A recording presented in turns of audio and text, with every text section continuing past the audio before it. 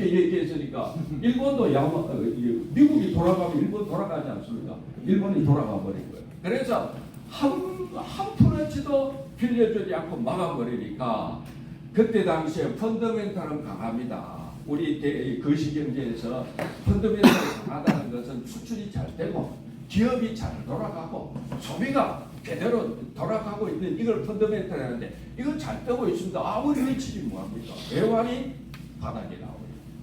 그래서 우방과의 국제 공조 관계가 안 됨으로 말미암아서 경제적인 어려움을 다쳤는데 지금 윤 대통령은 그 고리를 끊어진 고리를 다시 이어놓았다 하는 겁니다.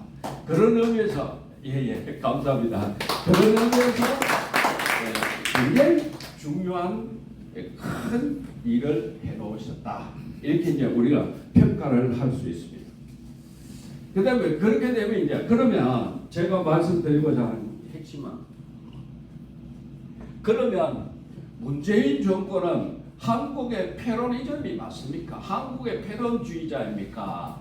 이렇게 얘기를 누가 묻는다면 저는 맞습니다. 이렇게 말합니다. 자, 그 한마디로 빚내서라도 소자만 먹자 했습니다. 빚내서라도 소자가 빚이 400조, 500조 낸 건 아시지 않습니까? 역대 정권의 600조 가까이 했는데 이분 혼자서 아무리 IMF, 아무리 코로나 일부라 하더라도 혼자서 500조 가까이 써버린 거예요. 그러니까 지금 이렇게 우리가 힘들어 하는 겁니다. 다른 나라에 비해서 상당히 비율적으로 높게 살포한 겁니다. 재정 지출을 많이 한 거예요. 그러면은 이제 문재인 정권의 패론주의를 얘기하려고 하면은 소주성을 얘기하지 않을 수가 없지 않습니까? 소득 주도 성장. 소득 주도 성장의 시작의 제안자들이 누구냐면 고려대 장하성 교수입니다. 그런데 이분이 1915년에 왜 분노해야 되는가라는 책을 저술했습니다. 여기에서 세계에서 제일 불평등한 경제 중에 하나가 우리나라입니다. 라고 해서 불을 뗐습니다. 이게 사실이 아닙니다. 이제 말씀드린 그대로입니다. 우리나라는 진위 계수의 계수를 따져보면 가장 이 경제 성장을 급격히 하면서도 가장 이 사회 빈곤층, 그 다음에 평등성을 지향했던 나라입니다. 박정희 대통령 특별히 아시지 않습니까? 새마을 운동하고 막 이게 노동자들에게 그 다음에 버스 안내원들에게 각별한 대우를 하고 이렇게 하면서 어떻게 하든지 간에 아래층에 있는 사람들을 도와주려고 했는 나라가 우리나라 아닙니까? 그래서 그런 결과로 우리는 좋았습니다. 그건 뭐 다른 말로 할 것도 없습니다. 그래서 이 소주성 정책에 대해서는 여기 뭐냐 이론적으로 뒤에 하겠습니다만 우선 결과를 보면은 실질 경제 성장률의 심각한 하락으로 통계를 조작했다 이겁니다. 그러니까 실질 경제 성장률이 심각하게 하락했으므로 잠재 성장률보다 뚝 떨어져 버렸습니다. 다른 나라는 잘하고 있는데 우리만 떨어지면 문제 아닙니까? 그렇게 됐다는 거죠. 자, 그렇게 해서 총 94회 통계 조작하고 17년 가장 중요한 얘기입니다. 17년에 저소득층 비중 20% 비율입니다. 실제로는 18.2%인데 14.8%라고 발표를 해서 마이너스 3.4%를 이미 조작했습니다. 그러니까 무슨 얘기냐면 이미 저소득층의 비율이 이제 아래로 20% 되는 저소득층의 임금이 그러니까 이게 소득이 14.8% 실제로는 그러니까 14.8% 그러니까 마이너스 3.4%가 내려앉았다 이겁니다. 소득이 내려앉았다. 그러니까 이 중산층의 소득이 뿐만 아니라 최하위 20% 소득이 3.4%나 내려앉았으니까 이거는 분명히 빈부 격차가 악화된 거 아니겠습니까? 악화된 거 상대적으로. 그래서 이런 거를 고치려 했던가 이거는 굉장히 큰 하자입니다. 정권적으로. 그러니까 부동산 통계 조작을 94차례 했다는 거 비롯해서 이런 거를 조작에 왜 조작했겠습니까? 경제가 성장한다, 괜찮습니다. 자꾸 국민들의 홍보를 해야 되는데 그거 안 되니까 이렇게 조작을 해서 홍보하게 된 거죠. 그래서 우리는 아까 종 대표님 말씀하신 대로 우리 우파는 홍보가 도대체 부족합니다. 옛날에는 경제 교육이라고 해서 경제 교육을 본인에도 시키고 저도 경제 교육에 많이 참석했어요. 근데 지금은 그걸 안 하고 있어요. 왜냐하면 이 정권이 그건 얼마든지 정당하게 할 수 있는 거거든요. 우리 경제 무엇이 문제인가 제목을 걸고 뭐 우리 얘기만 할 필요도 없고 우리 나라가 할 길에 대한 이야기를 자꾸 홍보를 하고 하면 이게 이제 사람들이 먹고 사는 문제이기 때문에 이게 귀를 기울이는데 이걸 도대체 안 하고 있습니다. 안 하고 있기 때문에 이 정권적으로 해야 되는 일도 안 하고 이게 미국이라든지 이런 나라는 철저하게 초중 고등학교들이 이걸 자꾸 가르칩니다. 이게 학교 현장에 가보면 이 현실을 자꾸 가르칩니다. 아주 민감합니다. 그런데 우리는 이게 나라 대통령은 대통령대로 가고 그냥 국무위원대로 대통령이 한 말씀 하시면 국무위원대로 받아서 계속해서 번나르고 공포하고 대변인에 나와서 얘기를 하고 우리가 이런 성과가 있습니다. 지금 예를 들면 저기 영국에서 이런 영국에 보십시오. 영국은 어떤 나라입니까? 대표님 총대표님 말씀하신 대로 그게 황금마차를 타고 우리 대통령이 옆에 있는 대형 제국의 그 황제하고 같이 타고 가고 있다. 이건 상상이라도 옛날에 했겠습니까? 이 우리나라가 이 지경까지 온 겁니다. 이제 딱 보니까 이제 저 오늘 처음 들었는데 옛날에 무슨 뭐 그런 관계가 있다면서요. 고조선 때부터 그런 게 아마 작용했는지 모르겠습니다만 그래도 이게 중국의 부상이라든지 이런 것과 관련해서 전 세계적으로 지금 저 나라가 다시 세계를 일으키고 세계를 리더할 파트너는 대한민국이구나. 그렇게 해서 우리 대통령을 저렇게 초빙한 거 아니겠습니까? 이거 엄청난 일입니다. 그런 것들을 하고 있는 현재 이걸 이제 저는 홍보가 안 되고 있습니다. 이런 얘기를 하고 있습니다. 그 다음에 이제 이 문재인 정권의 소주성이 경제학적인 해석을 지금 하는 데가 없더라고요. 그래서 이제 제가 오늘 좀 경제학적인 해석을 좀 하려고 그럽니다. 이게 좀 지루하지만은 포스트 케인지안적인 해석이라고 이거는 케인스 경제학입니다. 이렇게 말합니다. 그런데 절대로 케인스 경제학이 아닙니다. 소주성은 저 사람들은 케인스 경제학이 맞습니다. 이렇게 하는데 지금 어떤 경제학자고 소주성 정책이 거시경제에 있어서의 케인스 경제학이라고 말하는 사람은 없습니다. 없습니다. 전 세계적으로. 그리고 심지어는 말이죠. 마차가 오히려 말을 그러니까 뭐랍니까? 마부가 끌어야 되지 않습니까? 그런데 말이 끌고 마차가 끌고 가고 있다. 이렇게 바뀌었다는 얘기를 합니다. 그리고 경제 이론 어제도 없는 이론이다. 이렇게 말하고 있습니다. 그렇지. 이거는 뭐 이미 공인된 사실이라 이건 부연할 내용이 없는 거. 아무리 이 경제 정책이라도 확실한 이론적 배경이 있어야 그게 비전이 있거든요. 안 그렇습니까? 예를 들어서 군대에도 집총훈련이라든지 기본기가 딱 되어 있어야 돼. 그것부터 가르치지 않습니까? 그것도 없이 총 받고 총 준다고 해서 싸움을 할 수 있는 겁니까? 아니잖아요. 이론적 배경이 확실하고 거기에 따라서 비전이 보이고 비전이 보이면 튄다 이런 얘기입니다. 땅속에 보물이 있는 게 확실히 되면은 그 밭을 사는 거 아닙니까? 아무것도 없는데 밭 살 리가 어디 있습니까?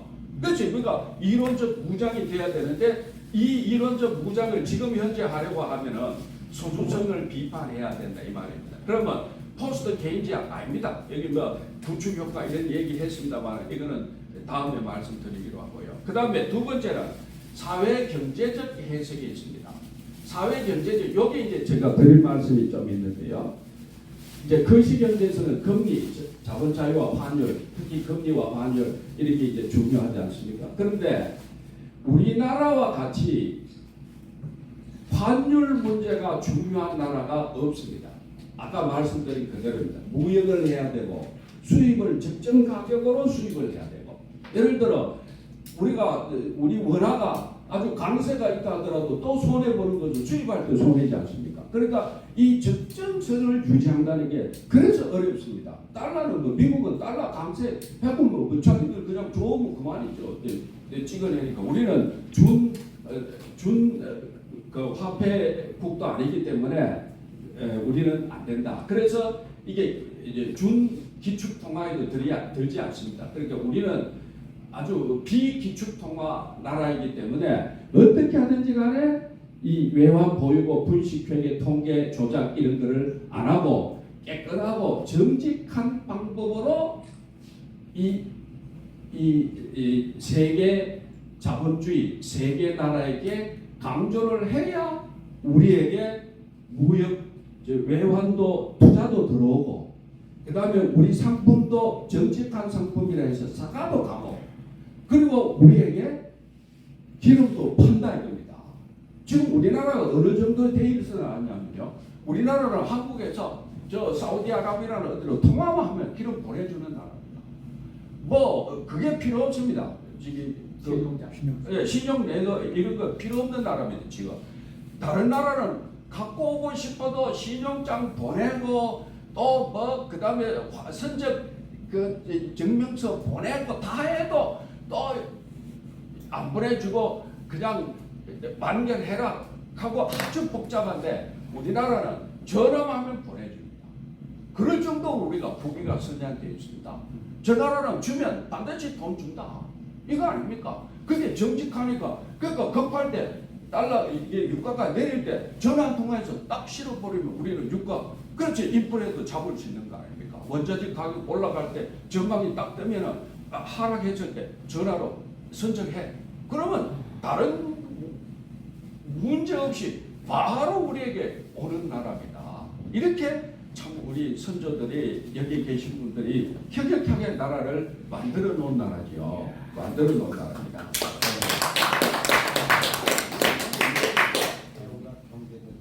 여기 이제 이게 그러면 여기 이제 여기 이제 수흑차가 있는데 이게 뭐냐면은 밑에 있는 P 이게 물가입니다. 그러니까 물가가 높아지면은 반드시 유효 수요락하는 경제가 소비가 다운되지 않습니까? 그래서 이 물가라고 하는 것을 잡는 방법이 이제 말한 대로 우리로서는 원자재입니다. 이거는 우리로서는 돌이 없는 겁니다. 돌이 없기 때문에 여기에 완전히 막 우리가 참 피를 묻는다. 우리가 온 정성을 쏟는다 하는 가격 문제로 원자재에 투자를 해야 됩니다. 그런데 옛날 이명박 정권 때는 원자재 투자를 많이 했죠. 그게 지금도 살아서 움직이고 있습니다. 어느 정도로. 그런데 문재인 때 와서는 아무것도 안 하고 있었습니다. 그래서 이제 지금 여러 가지 이제 문제가 있기는 합니다만 이제 이 문정권에 대해서 이런 얘기는 말씀드렸습니다. 자 그러면 이제 그래서 결론적으로 문재인 정권은 포퓰리즘이 맞지 않습니까? 포퓰리즘이다. 포퓰리즘인데 공무원 수를 늘리고 그 다음에 의료보험에 대한 문재인 케어라 그래가지고 세상에 없는 거 하는 거 좋아요. 그런데 그렇게 되면은 어떻게 됩니까? 세금을 거두어야 되지 않습니까? 세금을 거두 이게 부촉 효과를 하는 건데요. 세금을 자 보십시오. 여기 어르신 한번 보십시오. 자, 문재인 케어를 하려 그러면은 돈 있는 사람들이 돈을 더 내고 기업이 돈을 내지 않습니까? 의료보험비를 기업이. 그러면 기업은 돈을 이게 우리 조세 부담이 기업의 조세 부담이 세계 1등입니다. 우리나라. 상속세도 그렇고요. 그런데 우리 기업들이 정말 잘 버팁니다. 지금 버티는 게 희한할 정도입니다. 아니 기존에 해놨기 때문에 버티는 것 같아요. 예를 들어 삼성이 할아버지 이병철 회장이 이 정도로 될 줄 이병철 회장이 알았을지 모르죠. 우리가 알아서 못 알았지 않습니까? 그런데 지나놓고 보니 이게 뭐 이병철 삼성 반도체 이거는 아니 삼성 반도체는 70%를 메모리에서 세계적으로 메모리를 가지고 있는데 세계에서 10%만 가져도요 큰 소리 칩니다. 그런데 70%를 삼성이 가지고 있어요. 삼성과 지금 SK가 하이닉스가. 근데 70%면 세계를 좌지우지해 버립니다. 이거는 중국이 필요 없어요. 중국이 바이든이 볼 때는 중국 제로 말합니다. 한국의 삼성전자 이게 바이든이 반도체 없는 데는 지금 아무데도 안 가지 않습니까? 반도체 없이는 뭐 미사일을 쏠 수 있습니까? 자동차를 할 수 있습니까? 컴퓨터를 돌릴 수 있습니까? 아무것도 안 되거든요. 이거를 우리가 70% 가지고 있다. 이게 정말로 세계를 세계를 다 가지고 있지 않는다. 그래서 보십시오. 미국의 바이든이 아니 한국의 삼성전자하고 모셔가지고 그 한국에 오면서 중국어로 하면서 한국에 와서 반도체 이재용 만나지 않습니까? 이재용 만나서 협조해 달라고.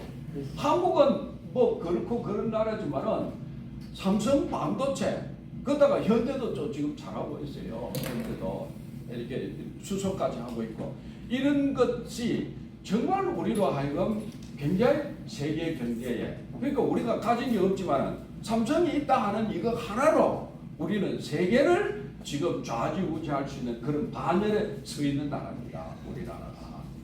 그거를 지금 선조들이 해냈다 이런 얘기죠. 할아버지 시대, 아버지 시대에 아버지도 정말로 열심히 세계를 누비면서 동계올림픽 유치하고 했지 않습니까? 그런데 이 에너지가 살아서 지금까지 오는데 이 에너지를 자꾸 죽이고 있다 이 말입니다. 왜 자꾸 민노총, 한노총 나서서 말이죠. 그럼 자기들이 우리 정광훈 목사님 말씀하신 대로 싫거든. 퇴사해. 그러면 되지 않습니까? 삼성 반도체 싫으면 정광훈 목사님 북한 가라. 그러시는 것처럼 싫으면 나와라. 뭐 다른 데 가라. 이렇게 그렇게 하지 않으면서 계속 거기서 노동운동하고 지하철 노조, 지하철 이런 거 이렇게 하는 것은 도저히 지금 현재에서는 너무 우리나라가 과도하다. 과도할 뿐 아니라 에너지를 경제의 활력을 계속해서 물 뿌려가지고 식혀버리고 있다. 계속 시키고 있다. 이거를 이제 다시 일으켜야 되는 방법이 있어야 되는데 이걸 지금 우리는 찾아야 되는데 어떻게 찾습니까? 여기 중간에 딱 말씀 좀 한마디 드리면 예를 들어 정광훈 목사님 말이죠. 우리가 유대인 이상으로 한번 가보자 그러지 않습니까? 이게 이제 제가 경제학자들이 생각할 때는 조금 죄송합니다. 정광훈 목사님은 안 들으실 줄로 알고 조금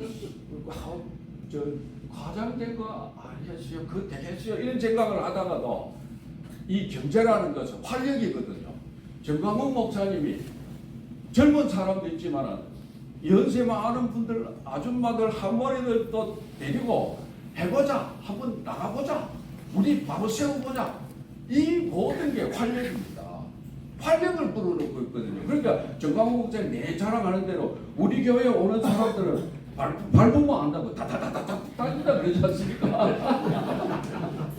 이 바로 보신 거예요. 신학적으로. 제가 볼 때는 수양 교수님 계신데 내가 주제 넘는 얘기입니다만은 이게 활력이거든요. 다다다다 나와야 우리 경제가 활력이 있는 경제가 되는데 이거 뭐 가만히 있어도 일자리 주고 가만히 있는 노인도 말이죠. 공부에 일자리 줘가지고 공공 일자리 줘가지고 작지만 입으면 뭐 한 달에 일당 얼마 나오고 말이죠. 이런 식으로 가서는 계속해서 찬물을 뿌리는 것이다. 우리 경제 이상으로 여기 계신 분들이 해외 나가보면 저도 그래요. 우리나라만큼 대중교통이라든지 그 다음에 각종의 서비스 그리고 아프면은 즉각적으로 병원에 갈 수 있지 않습니까? 그런데 저 나라는 미국도 아니거든요. 어제도 총장도 계시죠. 미국에는요 가격 자체가 비쌀 뿐만 아니라 바로 그렇게 시스템적으로 우리 문 앞에 병원이 있는 듯이 되어 있지 않습니다. 이런 엄청난 나라에 살면서도 고마움을 모르고 계속해서 그런 상황을 얘기한다 이런 얘기입니다. 그래서 문재인은 한국의 패론주의가 맞다. 포퓰리즘이다. 한마디로 그냥 좌파 포퓰리즘입니다. 좌파가 주사파가 뭡니까? 김일성 주체 사상 그거 아닙니까? 죽은 김일성 주체 사상을 따르는 한국의 좌파는 한국 경제에 계속해서 찬물을 끼얹고 있고 20년 동안 끼얹는 결과가 지금 경제 활력이 떨어져 있습니다. 여기에서 다시 비약적인 이 혁명을 일으키지 아니하면은 기업에게 자신감을 불어넣어주고요. 이재용 너 잘한다. 너 할아버지 때부터 정말로 우리를 살렸구나. 계속해서 해라. 잘해라. 이렇게 이야기를 해주면서 그 다른 기업들에게도 대표적인 기업이 방금 그 기업이니까 얘기해주면서 자신감을 가지고 밑에 있는 아들도 우리 할아버지 정주 할아버지 때부터 국가의 기여가 크다. 영웅이구나. 우리가 더 열심히 해보자. 이렇게 해석으로 가는 거 아닙니까? 이재용 회장이요. 국가가 안 되는 일을 지금 사우디아라비아에 날아가서 해결하고 왔다는 거 아닙니까? 뭔지는 모르지만 신문에 났더라고요. 어려운 일이 있는데 이재용 회장이 가서 해결했다는 거 아니에요. 이런 어마어마한 이 에너지가 있는데 이걸 가지고 우리가 계속해서 자꾸 길을 불어넣는데 경제는 깁니다. 하고자 하는 거 자, 그러면은 한국의 현재 한국 경제가 어떻습니까? 뭐 3고라 그러지 않습니까? 3고. 그런데 이제 미국은 이제 인플레이션이 9.1% 가다가 이제 3.2% 가는데 우리나라는 지금 3.8% 여러 가지가 있습니다만은 자, 그런데 저는 이제 한국은행도 선방하고 있고 우리나라 윤 대통령의 경제팀이 아주 잘한다고 봅니다. 잘합니다. 그 중에 가장 잘하는 것이 이제 이 대기업이라든지 기업의 세금을 감세한 것. 원래 세금을 감세한 거는요, 불경기가 되면 감세해줘야 돼요. 감세해줘야 됩니다. 그래야 그 나라가 세금 안 내는 만큼 기업을 일으키지 않습니까? 불경기 되면 감세를 해야 됩니다. 그런데 이제 지금 KBS나 MBC나 이런 데서 얼마 전에도 주진호입니까? 이런 사람들 나와가 얘기하는 거 보면은 지금 불경기인데 재정 적자를 해서 하지요. 재정 적자가 안 되면 전에 거뒀던 세금이라도 더 거둬 가지고 해야 되지 않습니까? 그러고 있습니다. 이게 경제 이론에 반하는 겁니다. 그런 경제 이론에 반하는 얘기를 KBS에 나와가지고 MBC에 나와가 해도 아무도 말하지 않습니다. 이론에 안 맞는 것 중에도요.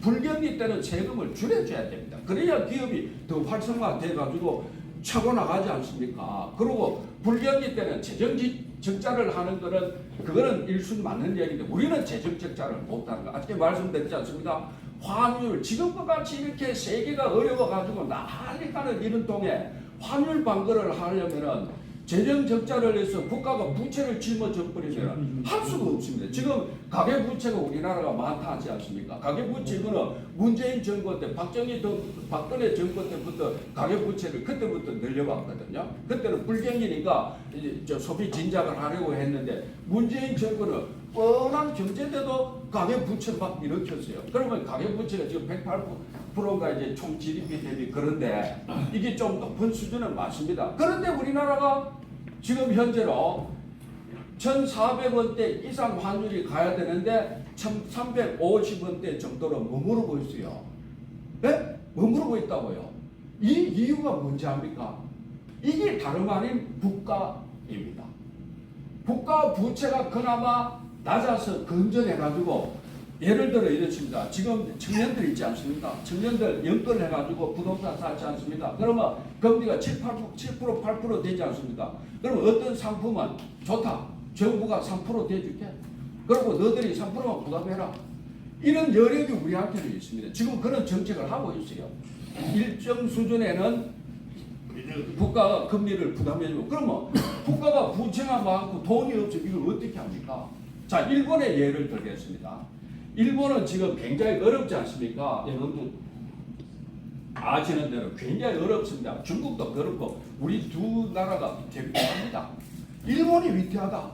이게 상상이 갑니까? 지금 위태합니다. 그럼 왜 중국도 지금 미국도 저 걱정합니다. 아이고 저 바이든 비롯해가지고 아이고 저 일본이 어려워지면 부도나면은 지금도 문제되거든요. 옆에 있는 나라 문제되는 거 말하고 그러면 일본이 문제되는 이유가 뭡니까? 국가 부채가 과도하게 많다는 겁니다. 한 300% 가까이 돼요. 260%. 총 GDP에 우리는 54.4%인데 이 나라는 260%입니다. 근데 이 나라는 이제 엔화도 세계적인 통화이고 준통화 기축이고 그렇기 때문에 자신감이 있어 해외 나가 있는 이제 자산도 많고 해서 자신감이 있어서 했는데 말입니다. 그러나 국가 부채가 많고 그 부채를 해외에서 판 게 아니라 국내 사람들에게 팔았다 하는 이걸 이제 일본은 장점으로 가지고 있었어요. 자, 그런데 보십시오. 지금 세계적으로 금리가 올라가지 않습니까?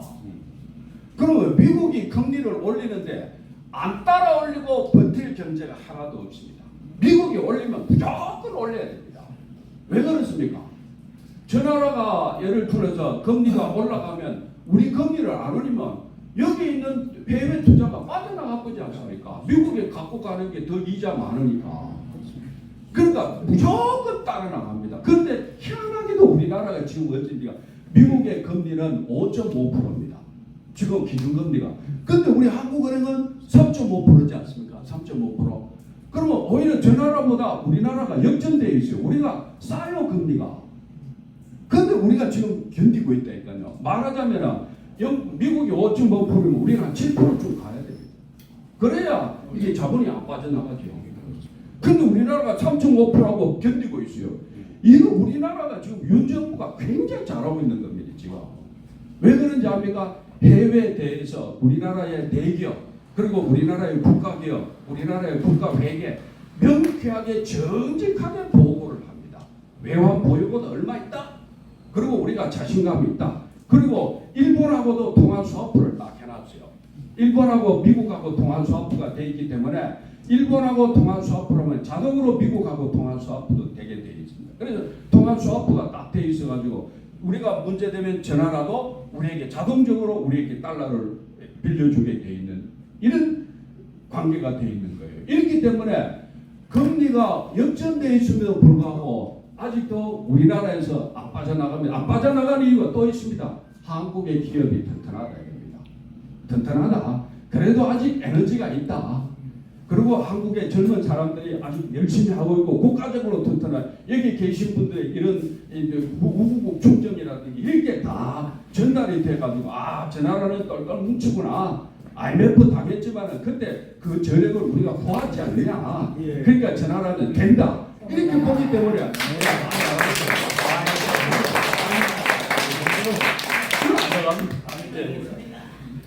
그 이제 이 지금 제가 이게 지금요 이 나라 살림 연구소라는 데가 있어요. 있는데 이게 이 KBS, MBC, JTBC 다 출연을 하더라고요. 아까 말씀드린 대로 적자 재정해라. 적자 재정 왜 안 하냐? 그리고 가정과 국가 경제는 다르다. 이렇게 시작합니다. 가정은 아껴야 되지만은 국가는 써야 된다라고 가르치고 있어요. 이게 지금 나쁘죠. 가정도 아껴야 되지만 국가도 아껴야 됩니다. 아껴야 되는데 국가가 적정 수준으로 너무 아껴도 안 되는 이유는 소비라는 게 경제 성장에 기여하기 때문에 우리나라는 45% 기여합니다. 소비가. 일본은 55%, 미국은 65%입니다. 그런데 전체 경제 성장의 45%를 이 소비가 기여하기 때문에 소비는 하루아침에 쫙 10% 늘어나고 10% 다운돼 말합니다. 적정 수준을 유지합니다. 원래. 그러니까 단기적으로는 고정되어 있다 이렇게 말합니다. 그렇기 때문에 정책적으로 거의 변동이 없습니다.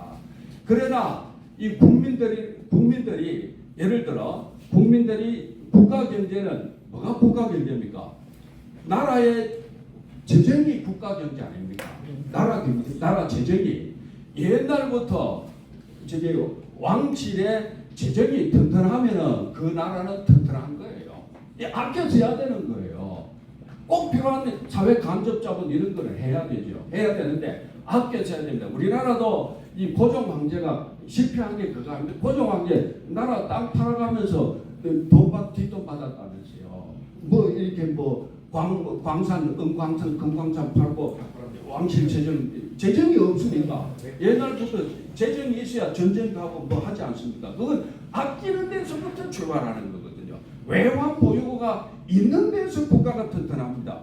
외환 보유가 없이 재정 적자 해가지고 나라 경제만 일으킨다고 해서 되는 게 아니라 이런 얘기예요. 나라 경제는 기업이나 이 기업의 투자가 활성화돼서 나아가는 것이고 재정은 국가를 튼튼하게 외화 옛날에 말하면은 왕실의 재정이 튼튼하고 오늘날로 말하면 외환주를 든든하게 방어할 수 있는 그런 체제가 되어야 나라도 든든하고 국가 경제도 든든하다 이런 얘기입니다. 그래서 이거를 그렇게 얘기를 안 하더라고요. 그래서 저는 야 그거 참 잘못됐다 이렇게 이제 생각을 합니다. 그래서 이제 특별히 이제 여기서 이제 59억 세수 부족 올해가 59억이 세수가 부족될 가능성이 있대요. 59억이 59억 예? 59 우리 돈으로 59억 59조 59조입니다. 내가 잘못 썼어요. 59조. 그러니까 우리나라 총 예산 한 600조 되거든요. 600조 좀 안 되는데 한 10% 정도가 지금 현재 세수 부족입니다. 세수 부족이란 말은 이제 말씀드린 대로 이제 부동산에 아까 말씀드린 대로 부동산에 이 가표입니까? 그거를 좀 낮추고 이렇게 하면 세수가 줄어들지 않습니다. 그렇죠? 그리고 법인세를 줄여줬고 유리세 이제 국가에서 보전해가지고 유리세 줄이고 이렇게 함으로써 세수가 부족돼요. 근데 이거를 이제 세수 부족되는 거를 좌파들은 이거 이제 잘못됐다. 왜 세수가 부족되냐? 너들 실력이 없어서 세수 부족해요. 이런 말합니다. 실력이 없어서 그렇습니까? 아니 돈 거두는 방법 법으로 정해져 있는데 법대로 하면은 세수 들어오는 거죠. 뭐 그러니까 이제 수건에 마른 수건 짜듯이 짜면 나오는 거죠. 아직은 기업은 우리나라 아직 괜찮으니까. 그런데 세수 부족되는 원인 제공을 우리가 한 겁니다. 우리 정부가. 그 잘한 거죠. 왜냐하면 불경기니까 기업의 활성화를 위해서 세금을 낮춰주고 그렇지 않습니까? 낮춰주고 그리고 예를 들어서 개인에 대해서도 부동산세 말이죠. 이런 거 가표를 좀 낮춰가지고 현실화보다 낮춰서 좀 숨통트게 하고 그러면은 그게 바로 소비로 이어지지 않습니까? 또 그러니까 이제 소수인데 이 59억의 세수를 30억을 외평에서 가져온다 이럽니다. 외환 평가기금이라 해서 외환 보유액을 든든하게 하기 위해서 왜 그 법적으로 그러니까 저축된 기금이 있어요. 그게 넘쳐납니다 지금 우리나라가. 그러니까 이거를 국가가 잠시 30조를 빌려서겠다 이런 얘기입니다. 빌려서겠다. 30조죠. 예. 외평기금에서. 그러면 이거는 이제 왜 이렇게 우리가 자신감을 가질 수 있냐면은 그게 바로 외환 보유고가 든든하기 때문에 이걸 그냥 부정자원으로 그냥 은행에 넣어놓고 있는 돈입니다. 그러니까 잠시 빼가 쓰고 또 좋은 데로 갚아놓고 하는 그런 차원으로 유동적으로 움직이는 경제팀이 주경호 현 경제팀이에요. 제가 볼 때는 굉장히 잘 어울린다. 특히 또 하나는 불용자금도 옛날에는 지방자치단체 이런 데서요. 세금이 내려오면은 40%가 지방세로 나가지 않습니까? 지방세로 내려오면 이거 무조건 써야 돼요. 무조건. 그렇지 않습니까? 옛날에 그런 말이 있었잖아요. 보도프로 그냥 멀쩡한 걸 그렇게 가르고 말이죠. 이런 것들을 폐해를 추경호 부총리께서 없애라. 불용된 자원이 있으면은 그거를 그대로 둬라. 쓸 데가 없어요. 쓰고자 했는데 쓸 일이 없으면 그대로 둬라. 아껴라. 이렇게 한다고 해서 좌파가 난리 나 있습니다. 왜 어려울 때 세금을 쓰고자 했는데 법대로 쓰지 그거를 안 쓰도록 두느냐. 불용자원을 이번에 윤 대통령이 아주 중요한 시점 연설을 했어요. 예산을 적재적소에 쓰겠다. 그러니까 안 써도 되는 데는 쓰지 말고 써도 되는 데 쓰라 이런 얘기죠. 그 돈만 가지고도 얼마든지 R&D 한다. R&D를 그렇게 해라. 이렇게 한 거예요. 그러니까 이거는 굉장히 잘한 내용입니다. 이렇게 불용자원을 없이 내년에도 또 예산 타려고요. 원래 무조건 필요 없는데 쓰는 거예요. 그래야 내년에 또 나오니까. 그래서 이런 거를 불용자원을 다른 필요한 용도로 바꾸는 데 대해서 그 내려가는 세원을 줄이는 게 아니라 그대로 내려 보내주겠다. 그건 지방자치단체에서 유동성 있게 이게 활용해라. 이렇게 한 겁니다. 그래서 이런 내용들이 굉장히 중요하다. 그래서 이제 특별히 이제 내가 너무 오래 했으니까 요거만 합니까? 예. 그러면 여기 이제 아까 말씀드렸습니다만 일본은 말씀드리고 일본이 이제 금리가 일본 이제 얘기하다가요. 일본이 부채가 많잖아요. 국가 부채가. 그러니까 예를 들어서 미국이 금리를 올리면 금리를 안 올리면 살아남는 경제가 없습니다. 세계 200여 국가가 올려야 되는데 미국은 금리가 천정부지로 올랐는데 일본은 못 올립니다. 지금. 왜 그렇습니까? 국가 부채가 많으니까 이자만 해도 1년 예산의 반이 투자되어야 된다는 거예요. 일본이. 자, 생각해 보십시오. 이자가 1% 오르면은요. 일본은 1% 오르면은 일본이 우리보다 우리는 600조 드는데 저는 1200조 됩니다. 1년 예산 정도가. 그런데 그거에 50%가 1% 금리만 인상돼도 이자로 나가는 거예요. 그러니까 나라가 어떻게 되깁니까? 그러니까 금리를 못 올리는 거예요. 그러니까 지금 일본에 있는 투자되었던 자금들이 많이 알게 모르게 지금 빠져나가고 있습니다. 그래서 못 빠져나가도록 바이든이 특혜를 줬어요. 뭐냐면 환율 조작국이 아니다 제외시켜버렸어요. 원래 환율 조작국이거든요. 일본은 교묘하게 이게 우리하고 더 그럽니다. 우리보다 더 교묘하게 환율을 막 임의적으로 관리를 하는데 바이든이 이제 이제 투자 안 빠져나가도록 편들어 준 거죠. 그럴 정도인데 그러면 일본이 이제 그래서 금리를 못 올리자. 자, 금리를 못 올리면 어떤 현상이 일어납니까? 금리를 못 올리면은 어떤 현상이 일어나냐면요.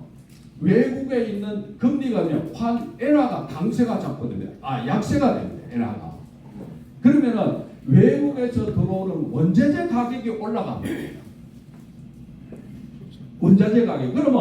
그러면 국내 인플레이션이 일어나 버립니다. 금리를 올리면은 금리를 안 올리고 그대로 자꾸 밟고 누르고 하고 있으면은 국내 인플레이션이 올라가요. 그러니까 국민들은 살기가 난리가 납니다. 지금 현재 여기 있는 계신 분들이 엔화를 가지고 일본에 가면은 기분 좋게 쓸 수 있어요. 그 대신에 일본 국민들은 물가가 높아서 지금 난립니다. 일본 사람은 죽을 맛입니다. 일본 사람들은 지금 해외로 못 나옵니다. 해외 구경 못 나가고 지금 일본 국민들은 지금 알거지 되어 있습니다. 그런데 인플레이션이라고 하는 게 얼마나 무서운가 하는 거는 우리가 세계 경제의 그간의 경험상을 통해서 잘 알고 있습니다. 일본은 이걸 알면서도 돈이 없이 지금 버티고 있습니다. 그게 저게 언제 터질지 모르는 그런 위험한 상황에 있는 게 일본입니다. 금리를 올릴 수도 없고 국내 인플레이션은 자꾸 일어나고 인플레이션 지금 일어납니다. 3% 그러는데 역대에 그냥 마이너스 인플레이션이었는데 디플레이였는데 지금 현재 3% 정도까지 인플레이션이 올라갔다는데 지금 자꾸 더 올라가고 있습니다. 그래서 저 나라는 지금 굉장히 힘든 나라다. 그럼 왜 이렇게 됐냐 일본이라는 나라가. 그거는요. 1985년에 프라자 합의라는 걸 하면서 일본 기업들에게 국가가 저금리를 계속해서 서도록 밀어준 겁니다. 그게 뭐냐면 통계 조작입니다. 아르헨티나가 통계 조작국 돼서 망했다 그랬지 않습니까?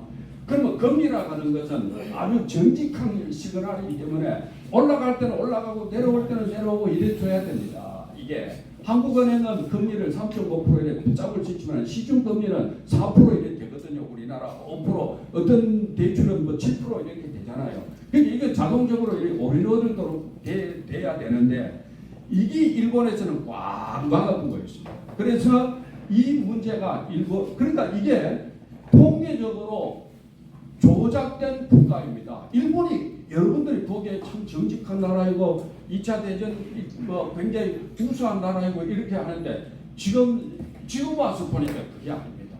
여러분들이 이룩하는 대한민국의 이 조국보다 못한 나라가 일본입니다. 일본 국민들이 지금 우파들이요 계속해서 겉으로 안 그런 척하고 이념적으로 말이죠.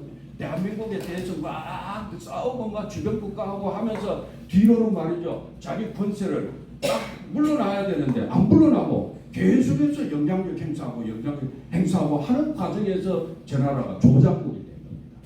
거짓된 나라가 된 겁니다.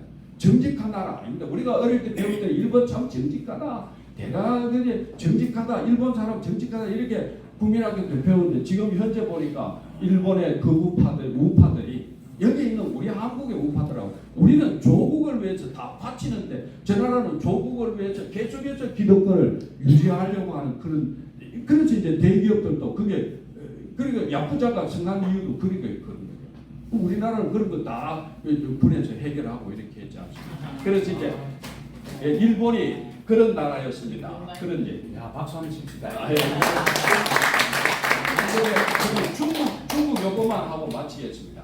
중국이 말이죠. 지금 여기도 부채가 300% 찍거든요. 여기는 사실은 통계가 맞는지 모르겠어요. 그렇기 때문에 중국이 그 통계라고 하는 게 참말로 중요한 국가적 정직의 바로메타인데 이것이 중국은 안 됩니다.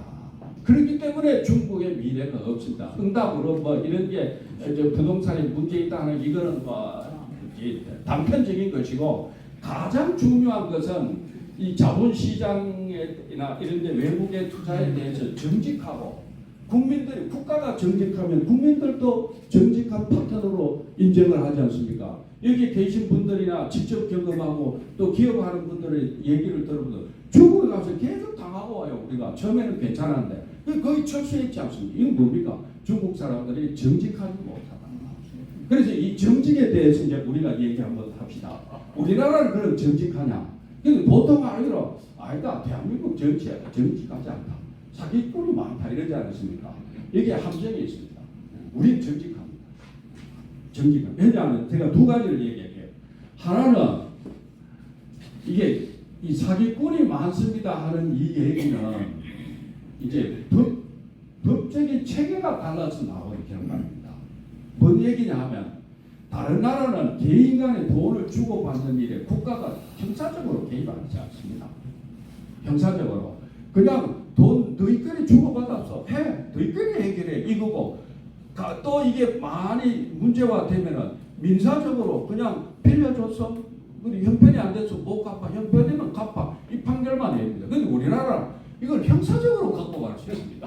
사기꾼 만들어가 감옥에 집어넣는 나라 우리나라밖에 없습니다.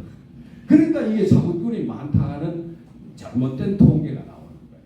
이 법체계 때문에 그렇습니다. 둘째는 자 보십시오. 사기꾼이 많다. 그럼 사기를 친다는 말은 상대방이 어리숙하다는 말 아닙니까? 아니 그 말 아닙니까? 그죠? 내가 사기를 당했다.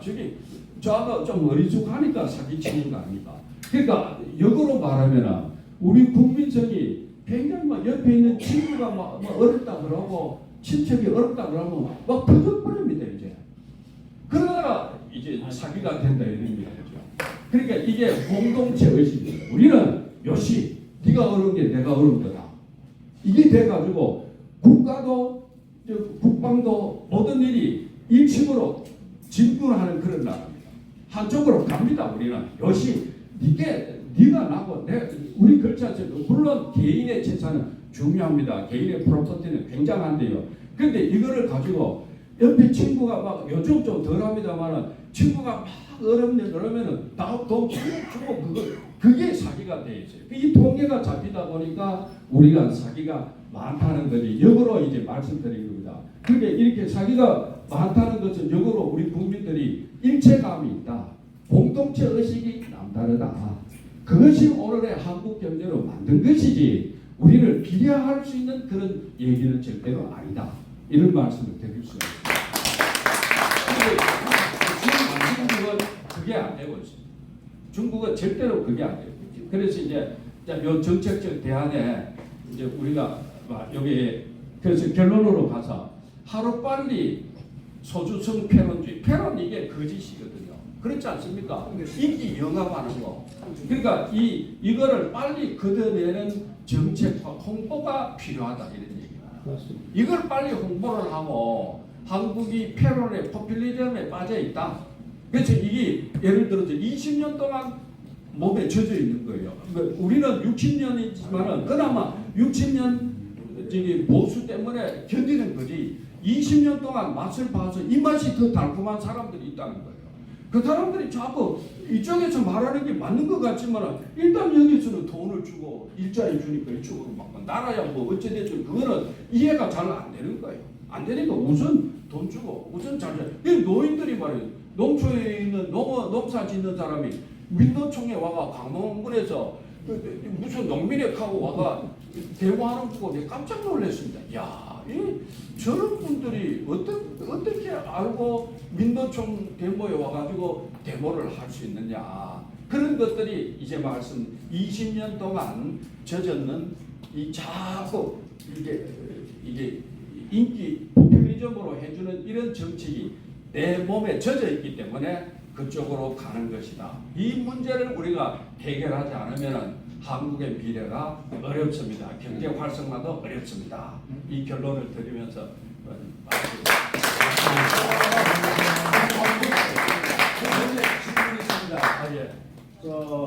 우리나라 외환 보유고가 지금 4,500억이라고 그랬죠. 그런데 경제학자 입장에서 우리가 경제 10위권이니까 세계에서 그럼 고 10위권이라는 우리는 그냥 고드름하고 10위권이라는데 그 10위권 정도가 어느 정도인지 그것도 한번 설명해 주시면 감사하겠고요. 또한 경제 10위권에서는 최소한의 외환 보유고는 요 정도 이상은 있어야 된다. 어느 한계가 있는지. 이제 경제학자들 IMF라든지 경제학자들이 얘기하기를 우리 경제는 이제 약 2조 억 달러 총 GDP거든요. 2조 억 달러가 좀 못 됩니다. 근데 미국은 21조 억 달러예요. 21조 달러예요. 10분의 아니요. 10분의 1이네. 내가 아까 말 잘못했습니다. 10분의 1이고 그 다음에 이제 중국이 한 12조 달러쯤 됩니다. 그러니까 우리보다 한 6배, 5배 되는 거죠. 아까 제가 말씀 잘못드렸습니다. 중국이 미국이 우리보다 10배. 근데 이제 이런 규모면은 학자들이 대체로 말하기를 한 외환 보유고는 2천억 달러 정도 이상이면 된다. 근데 우리가 한 더블 정도 가지고 있기 때문에 이 지표를 보고 외국의 그 투자자들 그리고 외국의 그 헝거리 투자자들이 못 따져요. 왜냐하면 치면 우리가 방어할 수 있기 때문에. 방어할 수 있다. 그래서 그걸 보고 그리고 우리나라가 개인 부채가 많다 그랬지 않습니까? 아까 말씀드린 대로 부채도 딱 문제가 되면 나라가 딱 차단해서 방어벽을 칠 수가 있습니다. 방어벽을 예를 들어 아까 말씀드린 대로 7% 금리 좋아. 나라가 3.5% 부담할게 당분간. 그럼 너희들이 3.5% 부담해. 이러면 그 문제가 넘어갈 수가 있대. 이런 잠재력이 우리한테 있는 겁니다. 국가가 있기 때문에. 우리 국가가요 정말 튼튼하고 잘했어요. 정말.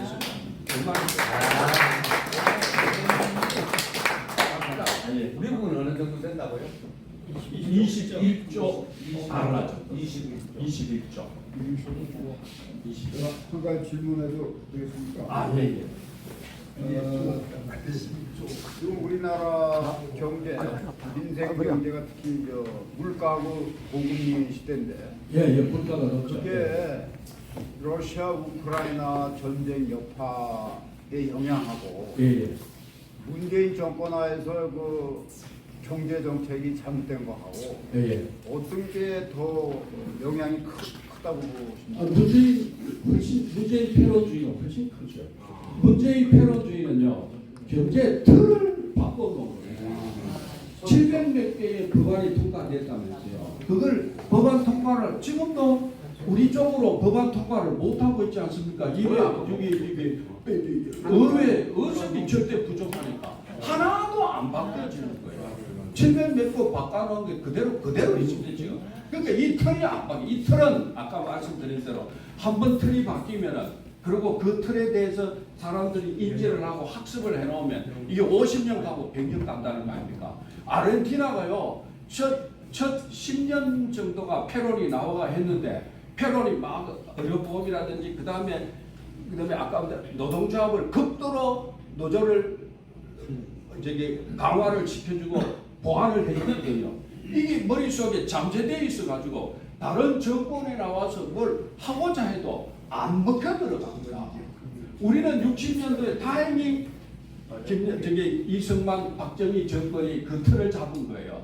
틀은 이승만한테 잡혔죠. 이승만한테 저 어르신들이 경방 있지 않습니까? 경방.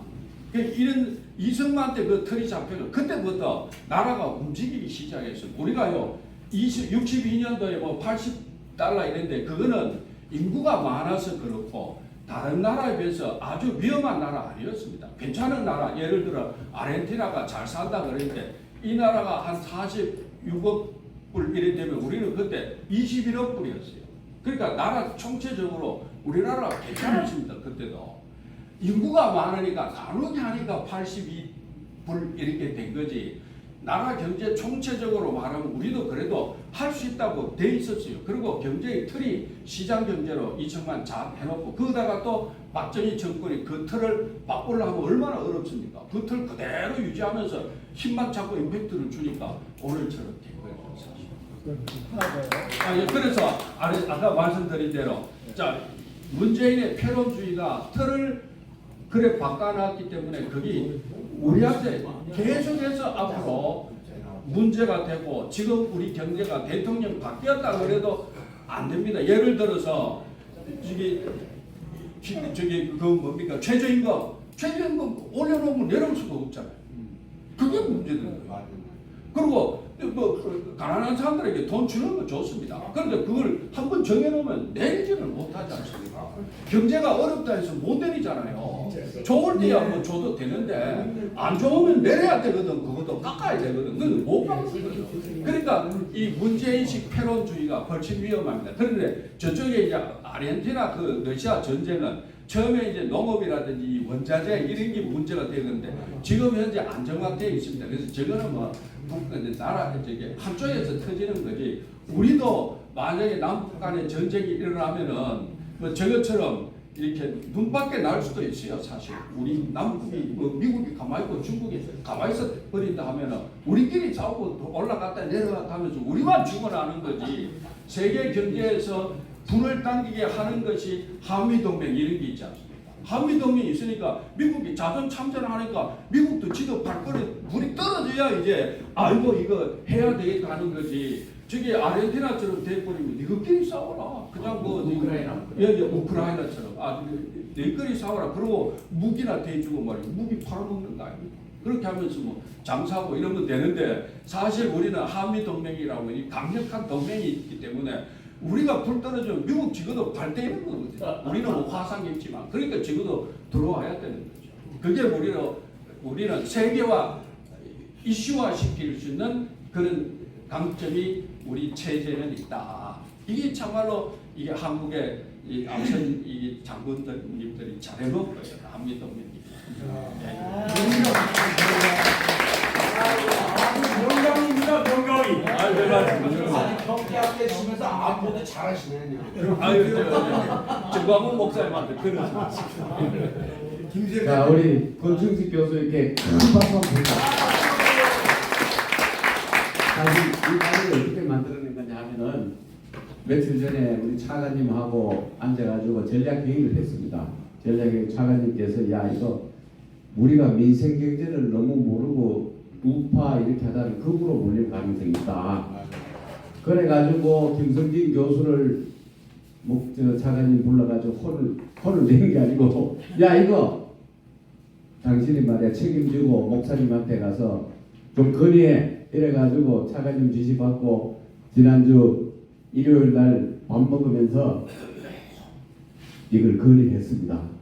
건의하고 저하고 이제 우리 송 교수하고 두 명은 옆에서 차관님 말씀 들었기 때문에 막 박자 맞춰가지고 목사님 그렇게 정치만 얘기가 안 된다. 이제는 목사님도 세계적인 지도자니까 민생을 돌볼 수 있어야 됩니다. 하니까 그거 좋겠다.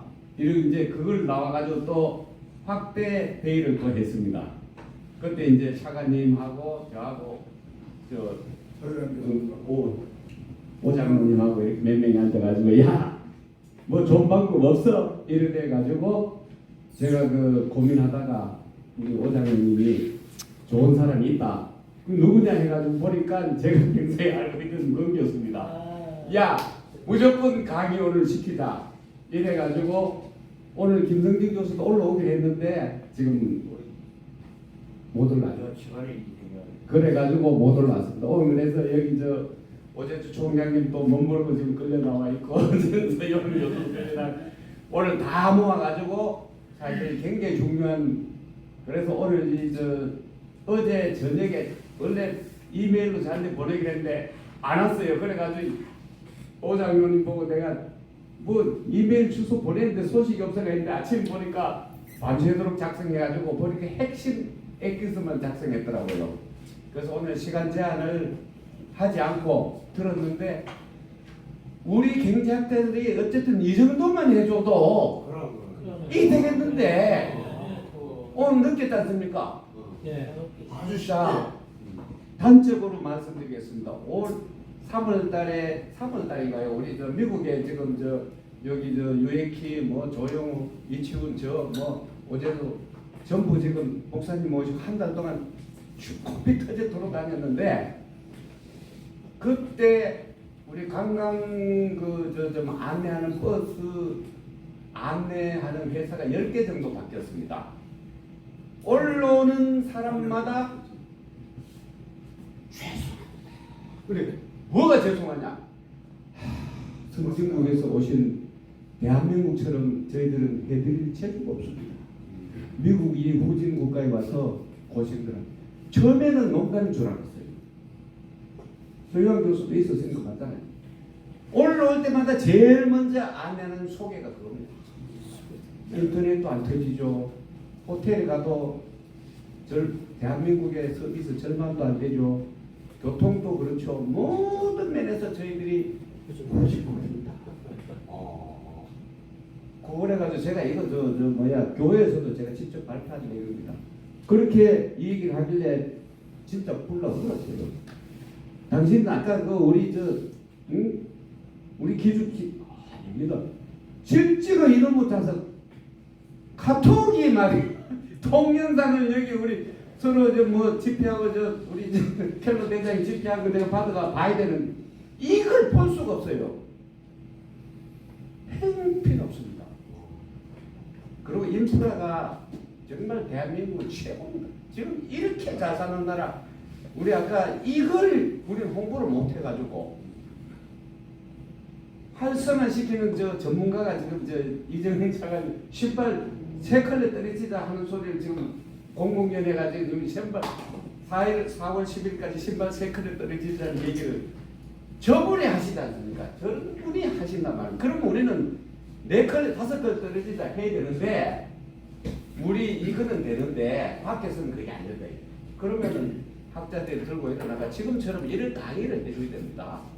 그래서 오늘 모셔다 했는데 성과가 제가 볼 때는 200% 이상 나요. 너무 저도 이 강의를 들으면서 이야 뿌듯하다 뿌듯하다.